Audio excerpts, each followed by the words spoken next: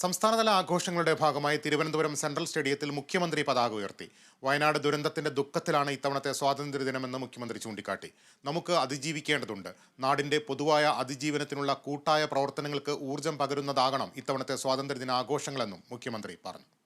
ഇന്ത്യയുടെ 78ാമത് സ്വാതന്ത്ര്യദിനമാണ് നാം ഇന്ന് ആഘോഷിക്കുന്നത്.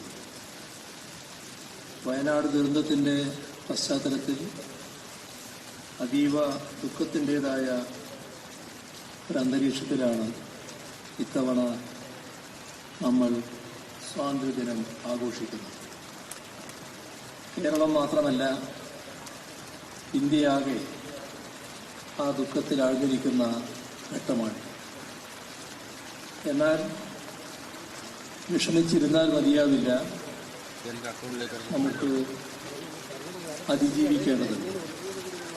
കൂട്ടായ പ്രവർത്തനങ്ങൾക്ക് ഊർജം പകരുന്നതാവണം ഇത്തവണത്തെ സ്വാതന്ത്ര്യദിനാഘോഷം.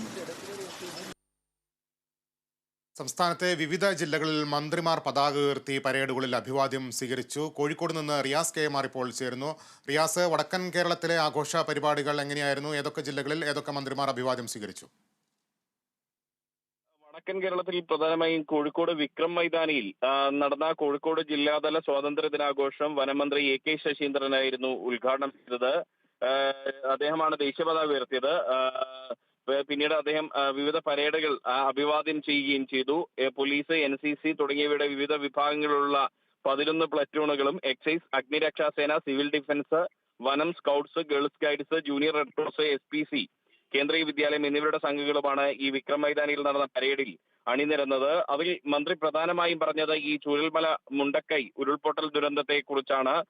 സംസ്ഥാനം വലിയ ദുരന്തത്തിന്റെ ഒരു നടുവിലാണ് ഇപ്പോഴുള്ളത്. പ്രകൃതിയെ ചൂഷണം ചെയ്യുന്ന വികസനങ്ങളിൽ നിന്നും ഒരു പുനർവായന അനിവാര്യമാണെന്ന് മന്ത്രി AK ശശീന്ദ്രൻ പറയുകയാണ്. 2018 മുതൽ ദുരന്തങ്ങൾ കാരണം ആശിച്ചതുപോലെ സംസ്ഥാനത്തിന് മുൻപോട്ട് പോകാൻ കഴിഞ്ഞിട്ടില്ല.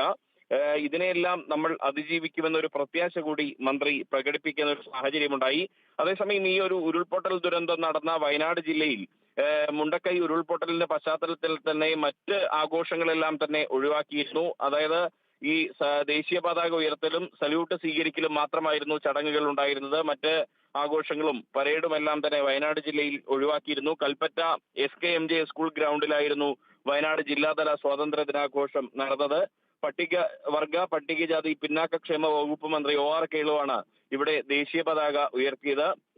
കാസർഗോഡ് ജില്ലയിലും, അതായത് സംസ്ഥാനത്തിന്റെ വടക്കേ അറ്റമായ കാസർഗോഡ് ജില്ലയിലും വിപുലമായ രീതിയിലാണ് സ്വാതന്ത്ര്യ ദിനാഘോഷ ചടങ്ങുകൾ നടന്നത്. ഇവിടെ വിദ്യാനഗർ മുനിസിപ്പൽ സ്റ്റേഡിയത്തിലായിരുന്നു ജില്ലാതല പരിപാടി നടന്നത്. വൈദ്യുതി വകുപ്പ് മന്ത്രി K കൃഷ്ണൻകുട്ടിയാണ് ഇവിടെ ദേശീയ പതാക ഉയർത്തി അഭിവാദ്യം സ്വീകരിച്ചത്. കണ്ണൂർ ജില്ലയെ സംബന്ധിച്ച് പറയുമ്പോൾ കണ്ണൂർ ജില്ലയിൽ കളക്ടറേറ്റ് മൈതാനിയിലായിരുന്നു ജില്ലാതല സ്വാതന്ത്ര്യ ദിനാഘോഷ പരിപാടി നടന്നത്.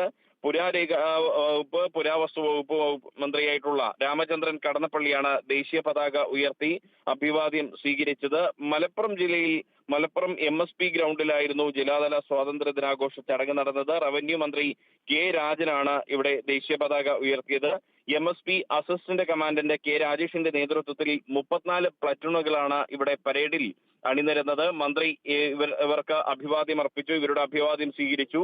അതിനു മുന്നോടിയായി തന്നെ സിവിൽ സ്റ്റേഷനിലെ യുദ്ധസ്മാരകത്തിൽ രാവിലെ മന്ത്രി K രാജൻ പുഷ്പാർച്ചനയും നടത്തിയിരുന്നു. അങ്ങനെ വിപുലമായ രീതിയിലാണ് മലബാറിലെ ഔദ്യോഗികമായ സ്വാതന്ത്ര്യ ദിനാഘോഷങ്ങൾ നടന്നത്. അതിന് പുറത്ത് മറ്റ് സ്കൂളുകൾ കേന്ദ്രീകരിച്ചും രാഷ്ട്രീയ പാർട്ടികളുടെ നേതൃത്വത്തിലും സന്നദ്ധ സംഘടനകളുടെ നേതൃത്വത്തിലുമെല്ലാം വിവിധ ഇടങ്ങളിലും ഈ സ്വാതന്ത്ര്യ ദിനാഘോഷ ചടങ്ങുകൾ നടന്നു. പായസം വെച്ചും മറ്റുമെല്ലാം തന്നെ ഈ സ്വാതന്ത്ര്യ ദിനാഘോഷം വളരെ ഊർജിതമാക്കി. ഒപ്പം തന്നെ വയനാടിന് കൈത്താങ്ങേകുന്ന വിധത്തിലുള്ള പരിപാടികളും ആവിഷ്കരിക്കുന്ന ഒരു കാഴ്ച ഈ സ്വാതന്ത്ര്യ ദിനാഘോഷ ചടങ്ങിനിടെ മലബാറിൽ നിന്നും നമുക്ക് കാണാൻ കഴിഞ്ഞു. ലിബീഷ്.